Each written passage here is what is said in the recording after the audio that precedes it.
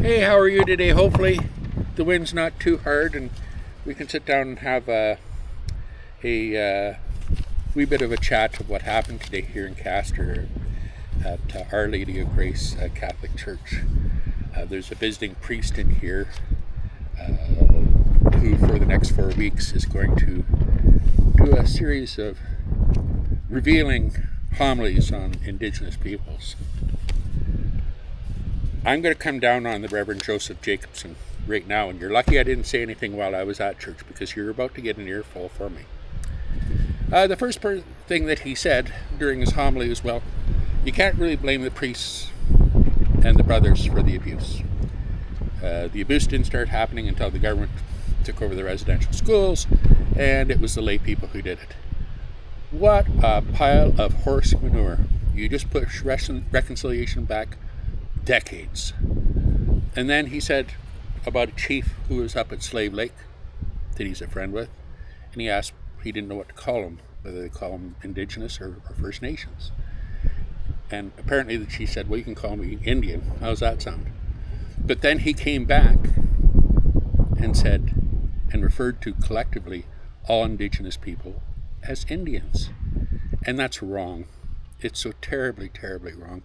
And he was going through just almost unmercifully the fact that, you can't blame the church for everything, da-da-da. There were good people there. Of course there were good people there.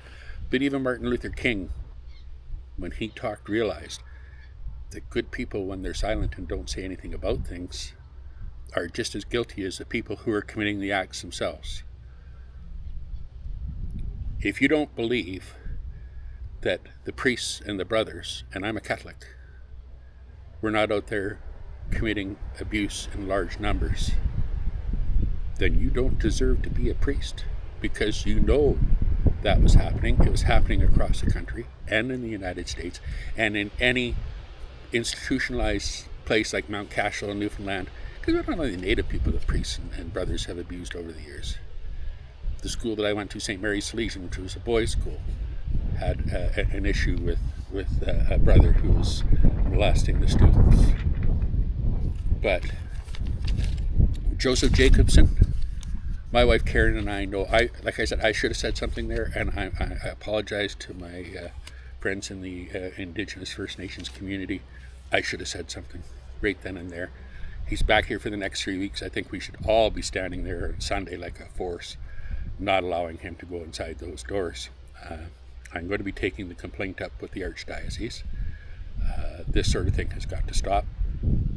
We are trying to heal the wounds between the church and the indigenous people, and this is not the way. I'm near crying. As Dawn Marie Marchand, who is an indigenous artist, will tell you, that I've worked within the indigenous community for years.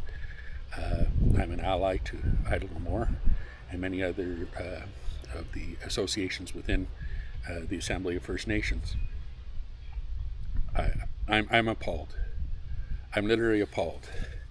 And this priest, Father Joseph Jacobson, should be fired, put into his pickup truck, and sent down the line.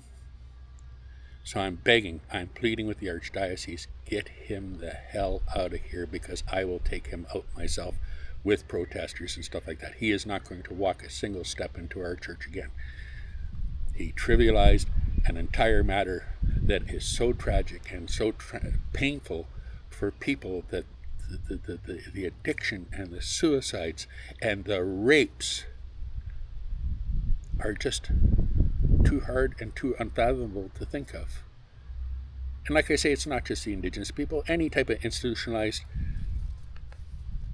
part of the church has been riddled with this. And it's not just the Catholic Church either. There's other churches involved in this. Don't ever kid yourself. And I know everybody's got to take some responsibility in terms of the religious community, because they are the ones that had the schools. I beg of you, I plead with the Archdiocese of Edmonton, you get rid of Father Joseph Jacobson immediately. He has just literally, he may not have embarrassed the people in Castor.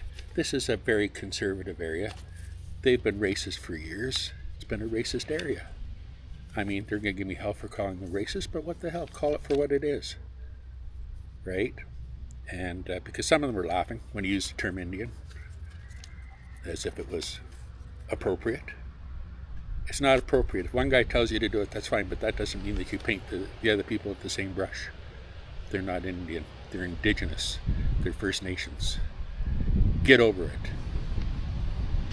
So, this guy is in Stettler. He's in Bashaw for the next 4 weeks. Are you going to take it? Please don't take it. It's not worth it. It's not worth it. It's hurtful. It's painful to anybody who's indigenous. It's painful for me, and I'm not. I can't believe that the Catholic Church is allowing this man. He's old, but I can't believe that they're allowing him to get away with this and say these just absolutely absurd things. To stand up there and say, well, this never happened. Well, maybe it didn't happen in Slave Lake. But at the same point in time, when the lawyers, he says, well, the lawyers come up because they're out looking for people who had stories of abuse because they could get the money. I've heard all these stories before. What the people want is healing. What the people wanted was a damn good apology from the church. Most of them did not want the money. They didn't care. It wasn't about money. It was about an abusive situation. And let me tell you something again.